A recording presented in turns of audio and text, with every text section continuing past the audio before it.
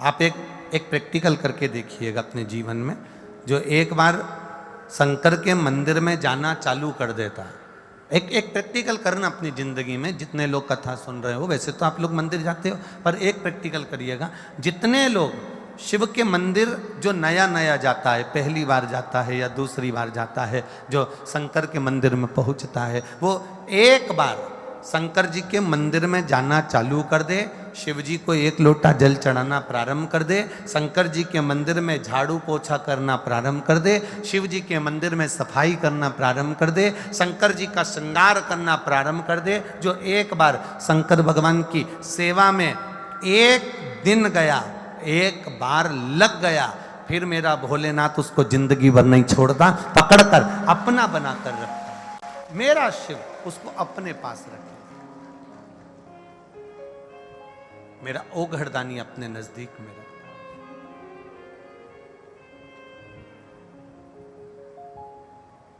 और खाली न जाता कोई दर से तुम्हारे, खाली न जाता कोई दर से तुम्हारे, मैं भी खड़ा हूँ नंदी बाहें पसारे, अपने हृदय से लगा लो, लगा लो, गिरा जा रहा हूँ, उठा लो, उठा लो, भोले अपने दर से अब तो न टालो, गिरा जा रहा हूँ, उठा लो, उठा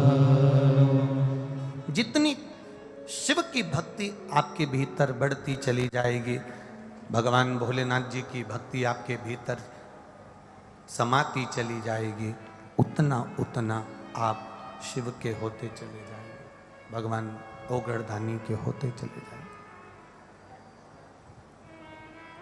सती मैया ने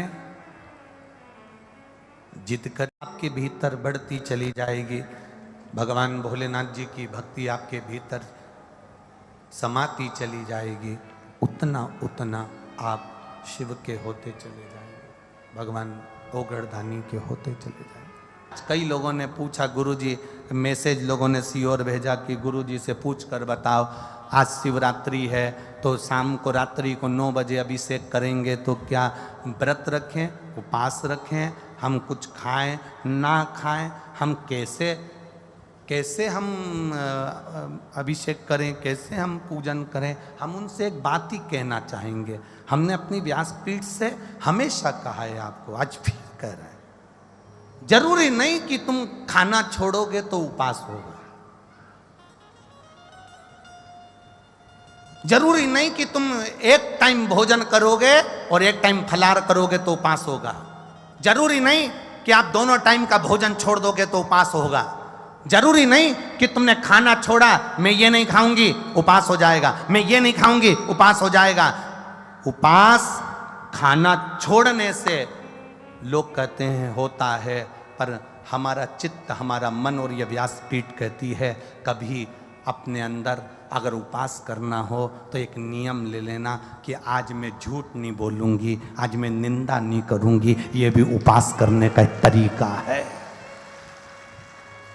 यह भी उपवास करने का एक तरीका है। जिस दिन तुम्हारा व्रत हो, जिस दिन तुम भगवान के मंदिर जाओ, जिस समय सावन का महीना सोमवार का दिन 9 बजे तुम भगवान के मंदिर जाओगी, 8 बजे तुम भगवान के मंदिर जाओगी, सुबह से नियम ले लेना, सुबह से तुम उपवास कर लेना, कितनी बजे तक शंकर को जल चढ़ाऊंगी, जब तक मेरा उपवास है कि मैं निंदा नहीं करूंगी। आज 9 बजे तक मैं मंदिर जाऊंगी, 9 बजे तक मेरा नियम है, मैं झूठ नहीं बोलूंगी। आज मैं शंकर के मंदिर जल चढ़ाने सोमवार के दिन जाऊंगी, आज मेरा नियम है कि किसी भूखे को भोजन कराऊंगी, आज मेरा नियम है किसी प्यासे को पानी पिलाऊंगी, आज सुबह से मेरा नियम है कि मैं अपनी बहू, अपने बेटे, अपने पोता, अपनी पोती, अपने पंती जो भी है मेरे घर में, उनसे मीठा व्यवहार करूंगी। आज मेरा यह व्रत है कि आज कोई कितना जरा भी अपशब्द कह दे, मैं झगड़ा नहीं करूंगी। इसको भी हमारे सनातन धर्म में उपास कहा गया है, इसको भी व्रत कहा गया है। केवल भोजन छोड़ देने पर व्रत की मूलता नहीं, अपने भीतर सत्य को लेकर आना वो भी व्रत है, अपने भीतर ईमानदारी को लेकर आना वो भी व्रत है। नियम बनाओ। सोमवार के दिन, सावन का महीना चल रहा है, लोग कहते हैं सावन के सोमवार का मैं व्रत रखूं। हम कहते हैं व्रत रखो, मना नहीं, पर उस व्रत में तुम्हारा एक व्रत और जुड़ना चाहिए कि आज मैं सावन का सोमवार है, हफ्ते भर में झूठ बोलता हूं, एक दिन नहीं बोलूंगा। आज मैं 9 बजे तक जब तक पूजन ना कर लूं तब तक मैं किसी का दिल नहीं दुखाऊंगा। ये भी तो व्रत है, ये भी तो उपास है, ये भी तो साधना है, ये भी तो तप है, ये भी तो आनंदता है।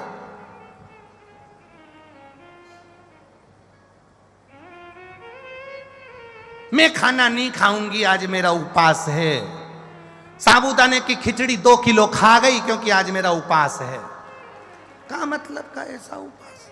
भूखे को भोजन करा दो। जिस दिन तुम किसी प्यासे को पानी पिला दो तो समझ लेना कि तुमने आज भोलेनाथ ने तुमको इस लायक बना दिया।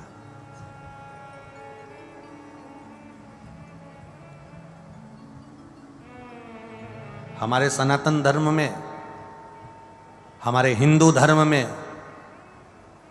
एक बहुत पुरानी पद्धति है, बहुत पुरानी पद्धति, सब जानते हो। हमारे सनातन धर्म में, हमारे हिंदू धर्म में एक बहुत पुरानी पद्धति है। मछली को भी दाना दीजिए, पक्षी को भी दाना दीजिए, पेड़ के नीचे चींटियों को, जीवों को, चींटों को भी दाना दीजिए। बहुत पुरानी पद्धति। कारण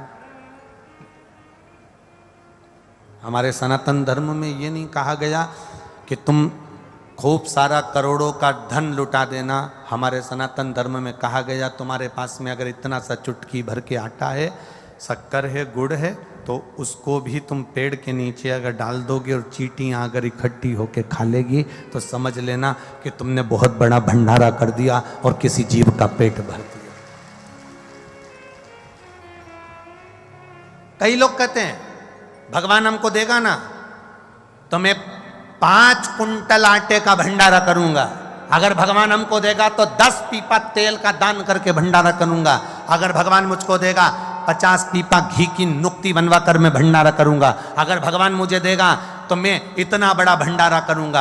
शिव महापुराण की कथा कहती है, शंकर भगवान का चरित्र कहता है, शिव तत्व कहता है, शंकर का गुणगान कर रहा है। सारे देवी देवताओं को 56 भोग लगते हैं। राम जी के मंदिर जाना 56 भोग लगेंगे, द्वारकाधीश के मंदिर जाना 56 भोग लगेंगे, देवी के मंदिर जाना 56 भोग लगेंगे, दत्त के मंदिर जाना 56 भोग लगेंगे। सारे देवता को 56 भोग लगते हैं, पर मेरे किसी भी शिव के मंदिर में जाना शंकर भगवान को 56 भोग नहीं लगते। कारण क्या है? शंकर भगवान कहते हैं मेरे इतने सारे भूत प्रेत डाकनी पिशाचनी चुड़ैल इतने सारे भूत बने हुए हैं और मेरे अपने गण मंदिर के बाहर खड़े हुए हैं और मैं अंदर 56 भोग खाऊं, अकेला खाकर संतुष्ट हो जाऊं, मुझे 56 भोग नहीं पाना। जो बाहर खड़े हैं इनको कुछ खिला देना, मुंह झूठा करा देना, 56 भोग हो गया। अर्थात इनको तुमने 1 गिलास पानी पिलाया, 1 अन्न का निवाला खिलाया, 1 जरा सा 1 बिस्कुट का टुकड़ा भी तुमने इसको खिलाया है तो वो भगवान भोलेनाथ को 56 भोग के बराबर है। मेरे शिव को नहीं चाहिए 56 भोग। कई लोगों ने पूछा, गुरुजी, मैसेज लोगों ने सीओर भेजा कि गुरुजी से पूछ कर बताओ, आज शिवरात्रि है तो शाम को रात्रि को 9 बजे अभिषेक करेंगे तो क्या व्रत रखें, उपास रखें, हम कुछ खाएं ना खाएं, हम कैसे हम अभिषेक करें, कैसे हम पूजन करें? हम उनसे एक बात ही कहना चाहेंगे, हमने अपनी व्यासपीठ से हमेशा कहा है, आपको आज भी कह रहे हैं, जरूरी नहीं कि तुम खाना छोड़ोगे तो उपास होगा, जरूरी नहीं कि तुम एक टाइम भोजन करोगे और एक टाइम फलाहार करोगे तो उपास होगा, जरूरी नहीं कि आप दोनों टाइम का भोजन छोड़ दोगे तो उपास होगा, जरूरी नहीं कि तुमने खाना छोड़ा, मैं ये नहीं खाऊंगी उपास हो जाएगा, मैं ये नहीं खाऊंगी उपास हो जाएगा। उपास खाना छोड़ने से लोग कहते हैं होता है, पर हमारा चित्त, हमारा मन और यह व्यासपीठ कहती है कभी अपने अंदर अगर उपास करना हो तो एक नियम ले लेना कि आज मैं झूठ नहीं बोलूँगी, आज मैं निंदा नहीं करूँगी। ये भी उपास करने का एक तरीका है,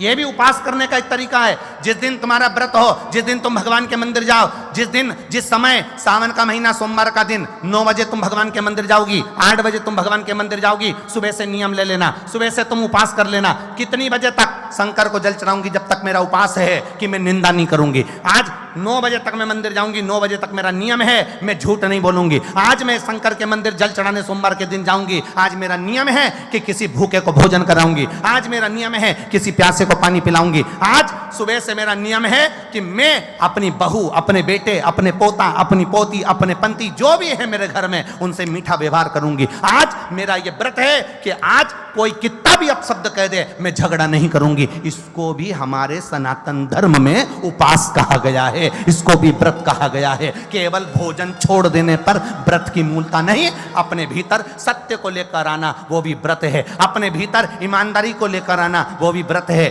नियम बनाओ। सोमवार के दिन सावन का महीना चल रहा है, लोग कहते हैं सावन के सोमवार का मैं व्रत रखूं, हम कहते हैं व्रत रखो मना नहीं, पर उस व्रत में तुम्हारा एक व्रत और जुड़ना चाहिए कि आज मैं सावन का सोमवार है, हफ्ते भर में झूठ बोलता हूं, एक दिन नहीं बोलूंगा। आज मैं 9 बजे तक जब तक पूजन ना कर लूं तब तक मैं किसी का दिल नहीं दुखाऊंगा। ये भी तो व्रत है, ये भी तो उपास है, ये भी तो साधना है, ये भी तो तप है, ये भी तो आनंदता है।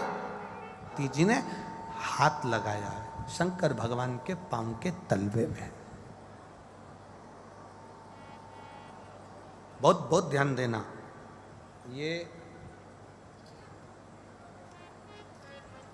ये शिवलिंग जलाधारी, ये जो चरण पे से जल नीचे गिर रहा है वो स्थान, बहुत बहुत ध्यान देना थोड़ा सा हो।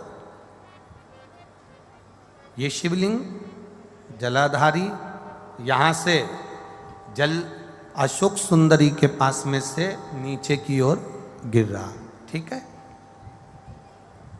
बेलपत्र नहीं है आपके पास चढ़ाने के लिए, मत चढ़ाओ। जल नहीं है चढ़ाने के लिए, मत चढ़ाओ। अक्षत नहीं है चढ़ाने के लिए, मत चढ़ाओ। पुष्प नहीं है शिव जी को चढ़ाने के लिए, मत चढ़ाओ। शमी पत्र नहीं है, मत चढ़ाओ। पर किसी शिवालय में, किसी शंकर के मंदिर में अगर तुम गए हो, तुम्हारे पास में कुछ भी नहीं है, जो भी भगवान का दर्शन तुमने किया है, तो यहाँ से जो पानी नीचे गिरता है उस गिरने वाले स्थान पर मात्र अपने हाथ का 3 बार स्पर्श कर कर बाबा से दिल की बात कहकर आ जाओ, तो मन की मुराद बाबा पूर्ण कर देता है। वो सहज प्रसंग है।